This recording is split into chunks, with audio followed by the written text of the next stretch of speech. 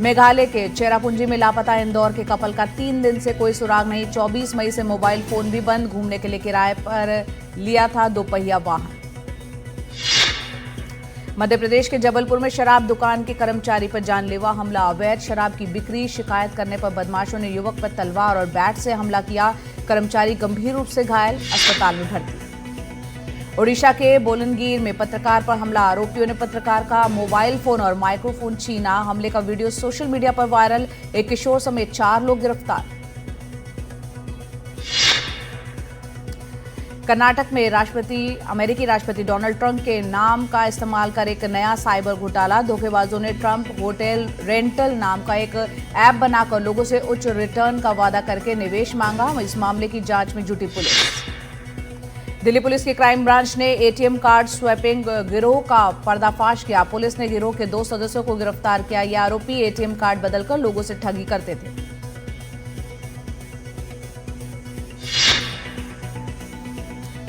राजस्थान के श्रीगंगानगर में अवैध शराब के कारोबार में एक बड़ा एक्शन। पंजाब निर्मित अंग्रेजी शराब की 1415 पेटियां बरामद। 10 दिनों में डीएसटी की 7वीं बड़ी कार्रवाई। छत्तीसगढ़ के अंबिकापुर में नेशनल हाईवे 43 पर बड़ा हादसा। डीजल से भरा टैंकर अनियंत्रित होकर पलटा। हादसे के बाद टैंकर में लगी भीषण आग। ड्राइवर और हेल्पर ने कूदकर बचाई जान। महाराष्ट्र के 4 जिलों में आज भी तेज बारिश का रेड अलर्ट जारी। वहीं राज्य के 6 जिलों में ऑरेंज अलर्ट जारी। मुंबई समेत 7 जिलों में येलो अलर्ट। महाराष्ट्र के लातूर में बिजली गिरने से 2 लोगों की मौत हो गई, जबकि 8 लोग गंभीर रूप से घायल हो गए। इस हादसे के बाद मंत्री बाबा साहेब पाटिल अहमदपुर के अस्पताल जाकर घायलों से मिले। महाराष्ट्र के रायगढ़ जिले के रोहा तालुका में भारी बारिश से ढहा मकान ढहने से एक व्यक्ति घायल।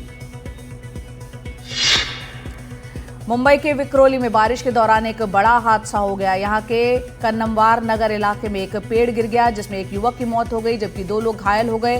पेड़ गिरने की घटना के बाद पुलिस और दमकल कर्मी मौके पर पहुंचे, राहत का काम किया। मुंबई में भारी बारिश के बाद शहर के कई इलाकों में पानी भर गया। सड़कें दरिया में तब्दील हो गई। लोगों को आवाजाही में दिक्कतें आने लगी।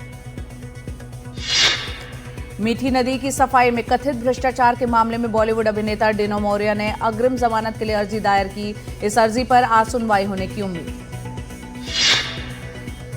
केरल में आंधी बारिश से भारी तबाही। अलग अलग हादसों में 11 लोगों की मौत। मौसम विभाग ने रेड अलर्ट जारी किया। कई जिलों में स्कूल कॉलेज बंद। देश में कोरोना के मामलों की संख्या बढ़कर 1100 से ज्यादा हो गई।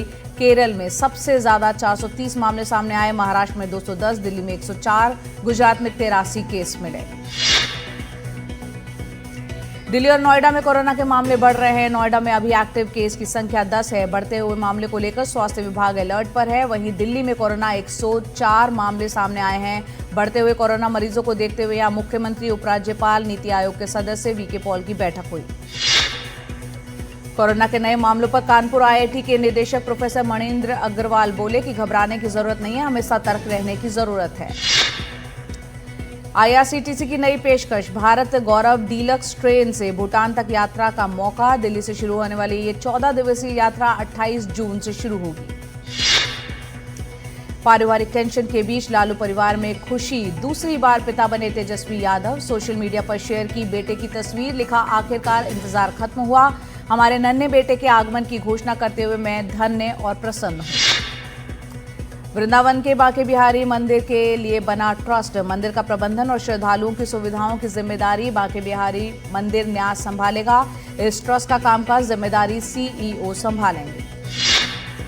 भारत ने 1971 के युद्ध में अहम भूमिका निभाने वाले हवाई अड्डे को चालू करने की योजना बनाई। त्रिपुरा का कैलाश शहर हवाई अड्डा 32 साल तक बंद रहने के बाद फिर से शुरू होगा। ईरान ने फ्रांस के राजदूत को तलब किया। कान फिल्म फेस्टिवल में ईरान के असंतुष्ट फिल्मकार जाफर पनाही की फिल्म को लेकर की गई तारीफ से नाराज। राजनीतिक माहौल ठीक होने के बाद रोमानिया के नए राष्ट्रपति निकोसर डान ने शपथ ली। देश के आर्थिक हालात सही करने की सबसे बड़ी चुनौती बताई। अमेरिका के साउथ कैरोलिना में ताबड़तोड़ फायरिंग। इस हमले में 11 लोग घायल। आरोपी का अब तक कोई सुराग नहीं। पुलिस इस पूरे मामले की जांच में जुटी। पेरिस में संसद के सामने किसानों ने ट्रैक्टर लेकर प्रदर्शन किया। कई राज्यों से पहुंचे किसानों ने कहा कि उन्होंने अपनी बातें सामने रखने के लिए सांकेतिक प्रदर्शन किया है। ब्रिटेन के लिवरपूल शहर में प्रीमियर लीग जीत का जश्न मना रहे फुटबॉल फैंस को तेज रफ्तार कार ने रौंदा। इस हादसे में कुछ लोग घायल, पुलिस ने आरोपी चालक को गिरफ्तार कर लिया। T20 लीग में आज लखनऊ सुपर जायंट्स और रॉयल चैलेंजर्स बेंगलुरु के बीच मुकाबला खेला जाएगा। यह मैच शाम 7:30 बजे से लखनऊ में शुरू होगा।